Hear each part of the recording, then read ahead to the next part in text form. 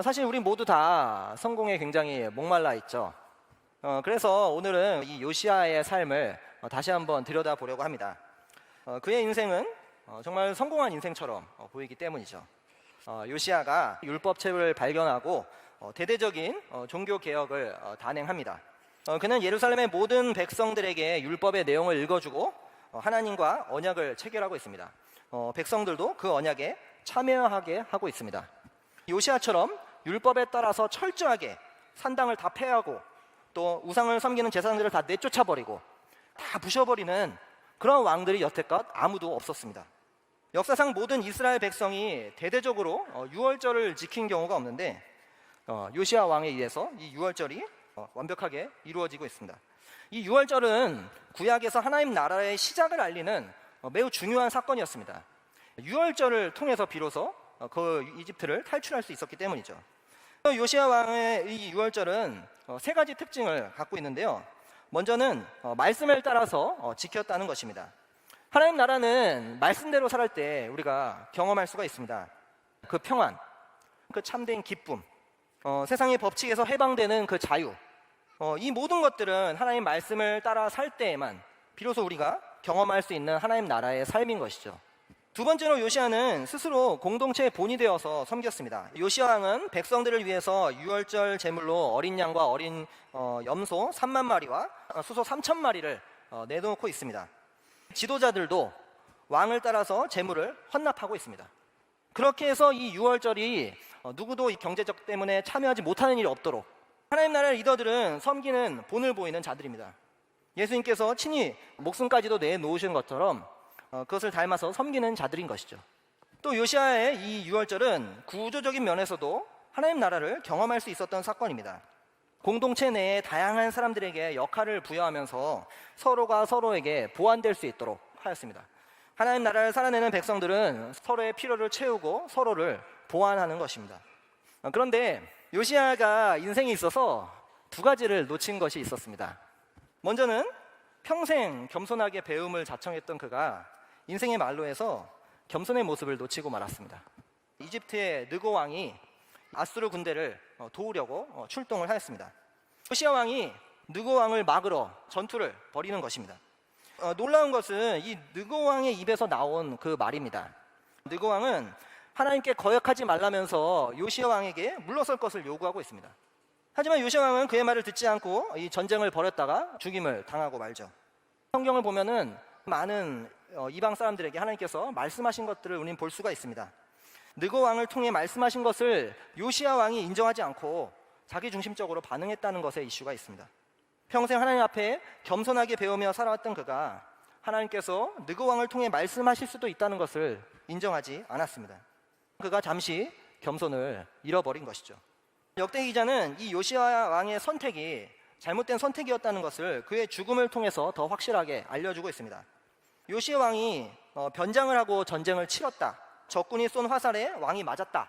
이스라엘에서 가장 악한 왕이라고 언급되는 아합 왕의 죽음과 동일한 죽음입니다. 두 번째 요시야 왕이 놓친 것은 바로 조부의 모습이었습니다.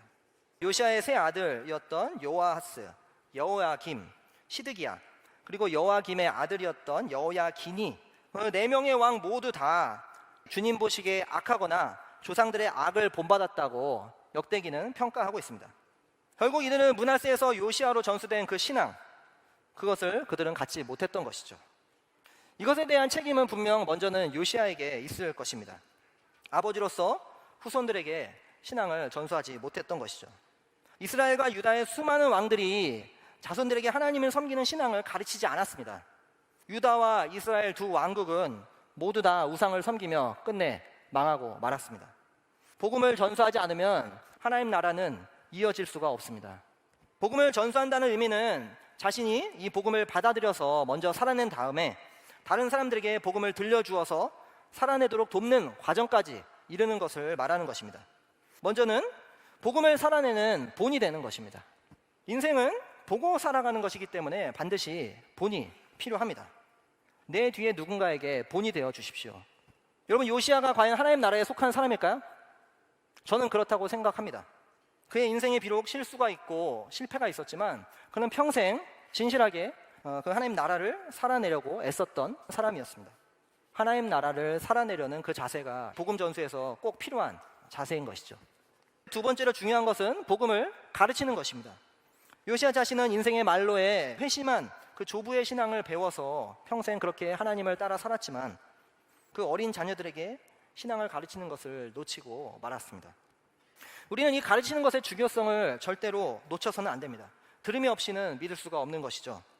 나의 가족에게만이 아니라 나의 친구들에게, 또한 나의 동료들에게, 우리 가정교회의 아이들에게까지 우리가 복음을 전해야 합니다. 다음 세대의 교사분들이 우리 아이들에게 복음을 전수하는 것 너무나 감사하고 중요한 일입니다. 영상을 하나 같이 함께 보시겠습니다. 제가 수학 좀 못해도 괜찮아. 네. 그래도 하나님 사랑하셔. 이렇게 얘기했더니 너무 좋아하고 반응을 해주더라고요. 애들을 키우다 보면은 부모의 행동을 보고 내가 더 예수님을 닮아가야 하겠다 그런 생각 들어요. 요즘에 풍삼초를 이제 하고 있어요. 꼭 한 번은 하고 올라가는 게 가장 좋지 않을까라는 생각이 들었어요. 정말 수고 많이 하고 계시죠? 예. 우리 교사분들이 왜 그렇게 복음을 전수하고 계시나요? 그것은 이 길이 바로 하나님 나라를 지속하는 길이기 때문입니다. 우리에게 주어진 이 생명이 멈추지 않는 그 길이기 때문인 것이죠. 그런데 고학년의 아이들에게는 이 풍삼초를 통해서 직접적으로 복음을 전할 수가 있지만 저학년의 아이들에게는 우리가 어떻게 복음을 가르칠 수가 있을까요? 하나님이 그 아이들을 사랑하신다는 것을 가르쳐 주는 것입니다. 우리 교사분들과 우리 부모들이 사랑을 보여줌으로 인해서 그 아이들이 하나님이 자기를 사랑한다는 것을 배우고 알 수가 있는 것이죠. 우리가 하나님 대신해서 표현해 주는 것입니다. 우리 다음 세대 교사분들이 사실 우리 더불함교회에 계속해서 많이 필요합니다. 세대를 거쳐 복음이 전수되게 하는 것, 그것이 하나님 나라 공동체의 사명입니다. 오랜 시간이 걸리고 많은 수고가 필요한 일이죠. 하지만 그것이 성경적인 방법입니다. 그런 의미에서 올해도 풍성한 삶의 초대, 또 풍성한 삶의 첫걸음, 풍성한 삶의 기초, 이끌미로 여러분들 많이 지원하시기 바랍니다. 우리는 올 한 해도 성공하는 인생을 살기 원합니다. 하나님 나라에 들어왔다면 우리는 이미 성공한 인생들입니다. 여러분 모두 계속해서 서로에게 본이 되시며 복음을 전수하시며 그렇게 해서 계속해서 이 하나님 나라를 살아내시기를 예수님의 이름으로 축원합니다. 우리 오늘 1분간 잠시 침묵하면서 우리에게 주신 말씀을 묵상하도록 하겠습니다.